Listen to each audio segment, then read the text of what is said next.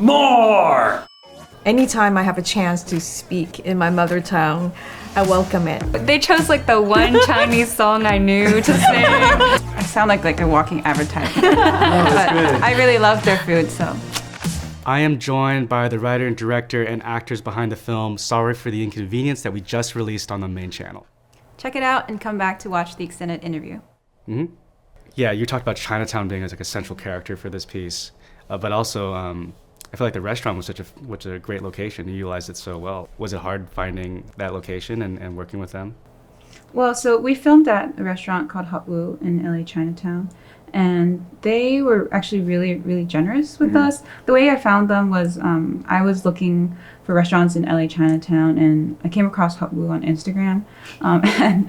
So they're a family-run business, and the daughters run the Instagram account. So I just DM'd them. Oh, cool. I mean, I thought their restaurant was really beautiful, with the way, the colors that are that they choose and the way it's laid out. It's just so vibrant. It has so much personality inside. We didn't do any production design. It was all it's just like, leave it. Yeah, it's just beautiful. I love the vibe that's in there. Yeah, then we started texting, and then I said that, if it's easier, I can speak directly to their parents because I speak Cantonese, and that made it a lot easier. So I hopped on a phone call with her dad, and they said they resonated with the story, so they were happy to be a part of it. I guess on that note, speaking about Cantonese and stuff, I think like some of the most authentic parts were like those in-language parts, and then incorporating Cantonese into the interactions with family and stuff like that. Was that something you had planned going into it, or is that something you found after casting? Yeah, the script was written with the Cantonese already, in those spots. Yeah. Although some specific dialogue choices, we might have worked those out with the actors during rehearsal or on set. But those moments were always meant to be bilingual. Because to me, having Cantonese, showing Cantonese on film is really important to me. Creating bilingual conversations is definitely a challenge. So I always like to have time to work that out in the script beforehand. But of course, I want to give room to the actors to add anything that they want, adjust anything that they want that feels most natural in the moment. Yeah, how was that for you, Alice? I know that you had some scenes with Cantonese and with Jim as well. Yes, I love speaking Cantonese on film. It's just because I'm also from Hong Kong originally. So anytime I have a chance to speak in my mother tongue, I welcome it. And there are not many filmmakers that are making films in Cantonese. When we talk about films that are in Chinese, they're mostly in Mandarin. So I really welcome the chance to speak Cantonese, and it feels authentic because that is the way people from Hong Kong actually talk. People would say something in Cantonese and English, all mashed up together. Yeah. I think some of my favorite moments of the film were these kind of small, cute family moments that you see sprinkled throughout the short film. Like the karaoke and the cleaning in the kitchen and stuff. Was there a favorite moment from you when filming? I would probably say actually the karaoke scene, because that was completely improvised. Oh, really? They chose the one Chinese song I knew to sing, so I was able to sing along with them. And I had a really fun time. But yeah, it was just really cool getting to see them be all hyped and dance and just celebrate. And I was just laughing. So yeah, it was really fun. The karaoke scene was also one of my favorite scenes. You actually named both of my favorite scenes. Oh, cool. Yeah, karaoke scene was really fun. We were not even singing whatever's on the TV. We just decided that's the song that we wanted to sing, the classic song from the 70s or 80s, I don't know. Yeah, well, it was definitely, I think we actually shot that scene pretty early in the day. Well, it was an overnight shoot. So it was one of the first scenes that we shot. And the karaoke scene was actually written into the script at a pretty late stage, if you guys remember. It was in the last draft. Oh, okay. I just sneaked it in there. Yeah. I think because we shot it so early in the day, it kind of set a tone for the rest of the shoot, where they all really felt, they were experiencing this together with both the highs and lows of everyday life. So yeah, it's a good way to break the ice, I guess, too, and get everyone comfortable. I also wanted to ask about just the title.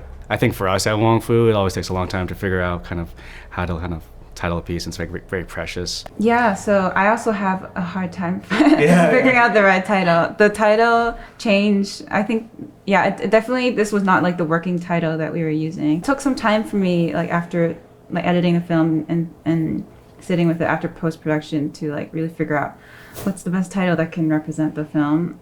In the end, I settled on a line from the film. Yeah. It's in a scene when Sammy is talking to a customer who's ordering like contactless delivery from them. She says, "Sorry for the inconvenience," and she's trying to help her dad, who's like not having a great conversation with this customer. So to me, I think it just has a bit of irony to it. The inconvenience could be anything from like that specific incident about the delivery to like this whole grand pandemic and how there's been so many quote unquote inconveniences, in our daily lives that we've had to work through all as a community and also individually. I guess it's not a literal like apology, because we're all just kind of like politely saying that because we want to be on everybody's good side. But I just thought it represented Sammy's character and also the whole family as a whole. It's not anybody's fault of what's happening, but there are some stories that are more hidden throughout the narrative of the pandemic. What do you want people to take away from the short film after watching it? I think when I make films, I'd like to think that I make it so that it's pretty open to interpretation, that they can take away what they need from it or what they want in that moment. I think my biggest wish for the film was just to provide like a small glimpse into what a family's life might look like in LA Chinatown, or just in any situation where families trying to get together and stay afloat.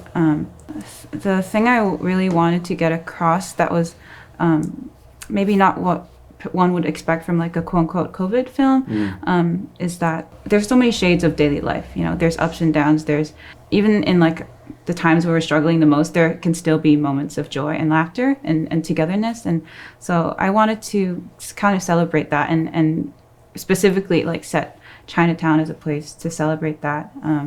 To me, Chinatown is such a special place. I really wanted to portray it in this like very dignified light and show that it's a place worth protecting. Actually, what Jane said was exactly what I took away when I first read the script.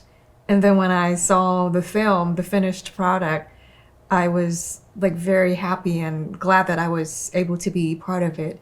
Because I also feel that not every film needs to be focused on these big struggles. There's beauty in the everyday life, in the small moments. So when she said that the film she wanted people to take away, that there can be joy in these everyday life moments, and I totally agree with that. That's why it warms my heart when she said that. That's how I felt.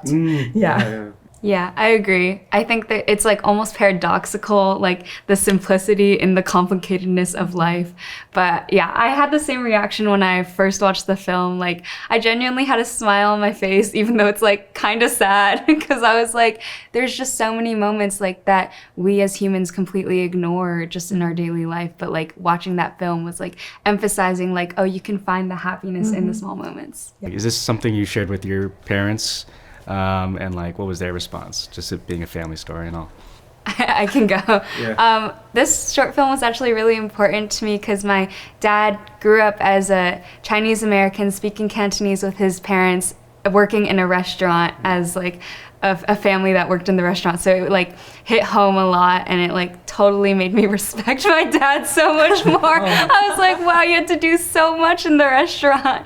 But yeah, it felt like a little, almost like a homecoming, and like those home videos that you watch when you're younger, like you being a baby and just doing like stupid things. Like it totally felt like that for me and my dad specifically. So that was really cool. How about you, Jane? Yeah, I have shown it to my parents. My dad owns a business, but it's not a restaurant, but it has gone through its own unique struggles throughout the pandemic. And I really wish I could be home right now to help out too. For me, like making this film, like it was made during a year where like I couldn't go home. I haven't seen my family since before the pandemic. So making this film for me, in a time where I was really homesick, like did really remind me of like the places and the people that make LA home for me. But yeah, there's still like a tug in my heart that I want to go home and be able to help out as well. For sure. And I feel like as a parent, like just seeing even like your kid make this short film probably means a lot, It's like, oh, like there's an appreciation and an admiration for that relationship too. And yeah, I'm sure a lot of people watching also kind of resonate with that. Yeah. Is there anything you would like to promote while we're here? Yeah, well, one thing I do want to shout out in relation to the film is the restaurant Hot Woo that we filmed at.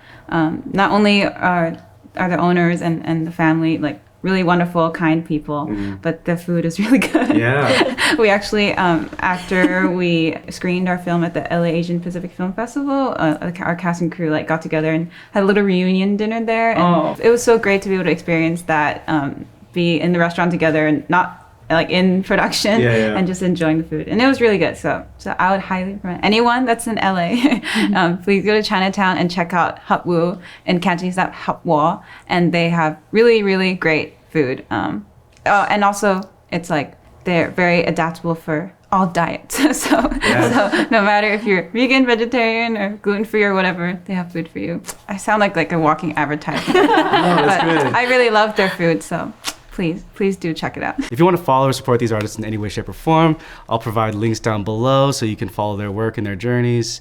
But thank you again for allowing us to showcase Sorry for the Inconvenience on our channel and to our audience. Yeah, thank you so much for having it. It's an honor to be able to share our film with your audience. Yeah. Bye. Bye. Hi, this short is one of 3 films that are part of our Wong Fu Presents series. You can check out the other 2 films through the links below.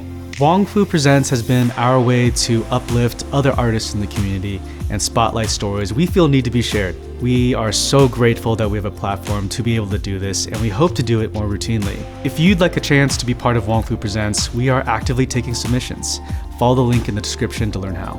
Thank you for watching, and see you next time.